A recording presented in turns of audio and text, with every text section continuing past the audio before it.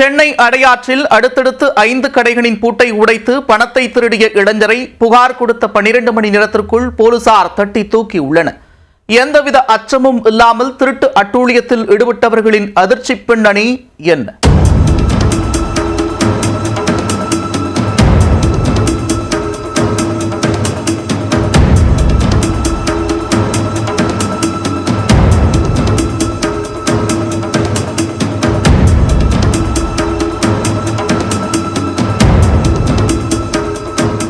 சென்னை அடையார் இந்திரா நகரில் அடுத்தடுத்து உள்ள 5 கடைகளின் பூட்டை உடைத்து மர்ம நபர்கள் பணத்திருட்டில் ஈடுபட்டுள்ளனர்.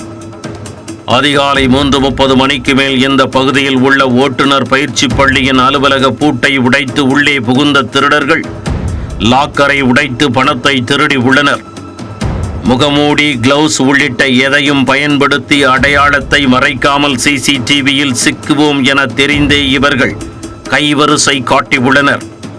திட்டமிட்டபடி பணத்தை திருடியவர்கள் இதே லைனில் உள்ள டீ கடை, ஜெராக்ஸ் உள்ளிட்ட 4 கடைகளின் பூட்டை உடைத்து எந்தவித பதற்றமும் இல்லாமல் திருடி உள்ளனர்.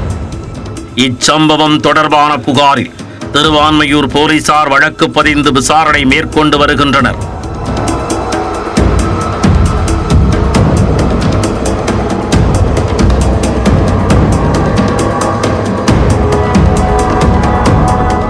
சிசிடிவி காட்சிகளின் அடிப்படையில் நடத்தப்பட்ட விசாரணையில் திருட்டில் ஈடுபட்ட இருவரில் ஒருவர் புனித தோமையார் மலைப்பகுதியைச் சேர்ந்த கௌதம் என்பது தெரியவர உடனே போலீசார் அவரை கைது செய்தனர்.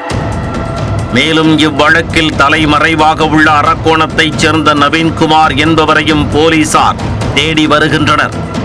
கடைகளின் பூட்டை உடைத்து பணத்தை திருடிய கௌதம் மீது வழக்கு பதிவு செய்த திருவான்மையூர் போலீசார் நீதிமன்றத்தில் ஆஜர்படுத்தி சிறையில் அடைத்தனர்.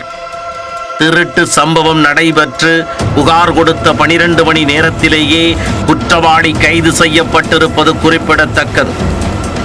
ஏற்கனவே இவர்கள் மீது திருட்டு வழக்கு ஏதாவது நிலுவையில் இருக்கிறதா என்பது குறித்தும் தொடர்ந்து விசாரித்து வருகின்றனர்.